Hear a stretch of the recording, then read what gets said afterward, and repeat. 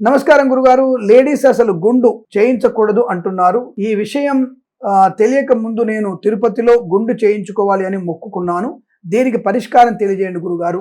దీనికి ఆల్రెడీ పరిష్కారం ఉంది. అంటే మీరు ఆస్ట్రో సిండికేట్ ని ఫాలో అవ్వట్లేరు. సరే, ఏదేమైనా సరే మీరు ఇలా మొక్కున్న వాళ్ళు కూడా దోషం ఏం కాదమ్మా, కంగారు పడకండి. తిరుపతికి వెళ్ళి 3 కత్తెళ్ళు, మీ కొసలు ఉంటాయి కదా, కొసల్ని 3 కత్తెలు ఇచ్చేసేయండి.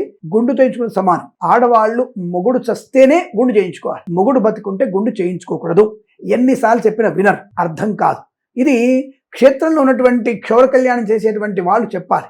ఆ యొక్క రజకులు వాళ్ళు చెప్తే, రజకులు కాదు, వాళ్ళకు ఆ యొక్క క్షౌర కళ్యాణం చేసే వాళ్ళు చెప్తే అది బాగుంటుంది. తిరుమలలో బోర్డు పెట్టండి, భర్త ఉన్నవారు మీరు గుండు చేయించుకోవద్దు అని బోర్డు పెట్టండి. అంటే ఇది వదిలిపెట్టి అందరూ గుండు చేయించుకోవడం తప్పమ్మా. మీరు మొక్కున్నామండి అంటే మొక్కున్నారు కదా, 3 కత్తెలు ఇవ్వండి.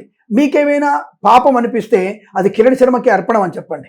ఆ పాపాన్ని కిరణ్ శర్మ తీసుకుంటాడు, మీకు ఏం ప్రాబ్లం లేదు, నో ప్రాబ్లం. అక్కడ శాస్త్రంలో చెప్పబడింది చెప్తున్నాను కాబట్టి మీరు ఏ పాపం ఎవరికి తగలదు, మీరు కంగారు పడాల్సిన అవసరం లేదు. గుండు కోసం 3 కత్తెలు ఇవ్వండి, సరిపోతుంది. శుభమస్తు. అలాగే ఆస్ట్రో సిండికేట్ ఛానల్ని మీరు మరొక 10 మంది చేత సబ్స్క్రైబ్ చేస్తే మీకు చాలా మంచిది, అదృష్ట యోగం పడుతుంది. నమస్కారం.